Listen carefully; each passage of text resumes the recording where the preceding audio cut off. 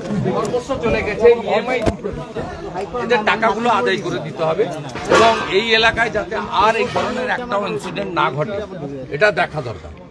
এবং বিশেষ করে লোল্যান্ডে যে বাড়িগুলো করা হয়েছে, পুকুর নালা এই ক্যানেল বুঝিয়ে এই বাড়িগুলো খুব ভালনারেবল, এগুলো তো অডিট হওয়া দরকার।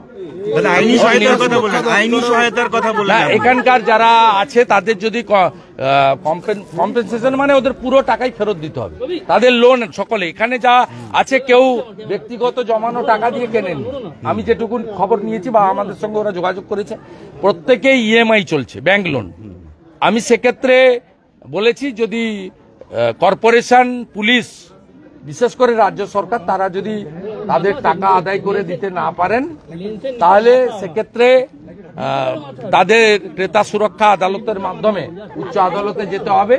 আমরা লিগ্যাল সাপোর্ট দেব, এটুকু আমরা বলে গেছি এবং লোকাল যারা লিডার আছে তাদের দায়িত্ব।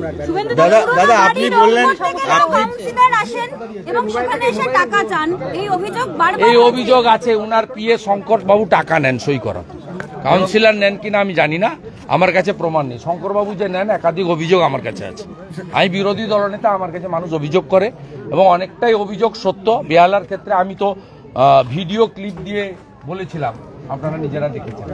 ধৃত প্রমোটার বললেন তৃণমূলের ফান্ডার। না না, এ তো ওদের সঙ্গে আপনার রাখতেই হয় রিলেশন, নইলে আপনি কি করে বাড়ি করবেন। কিন্তু মেয়র তো বলেছে যে ধৃত হয়েছে সেই সুভাষ রায়কে টাকা ফেরত দিতে হবে। যে আদায় করে দিক, সুভাষ রায়কে শুধু টাকা ফেরত দেওয়া না, সুভাষ রায় এবং এই ধরনের যে কোম্পানি তাদেরকে শুধু কর্পোরেশনে নয়, গোটা রাজ্য জুড়ে ব্ল্যাকলিস্ট করা, তাদের প্রমোটিং লাইসেন্স ক্যান্সেল করা এবং তাদেরকে জেলের ভিতরে আইন অনুযায়ী যতদিন রাখা যায় রাখা, প্রপারলি চার্জশিট করে তাদেরকে পানিশমেন্টও দেওয়ার ব্যবস্থা যদি না করেন তাহলে এই জিনিস বন্ধ হবে না।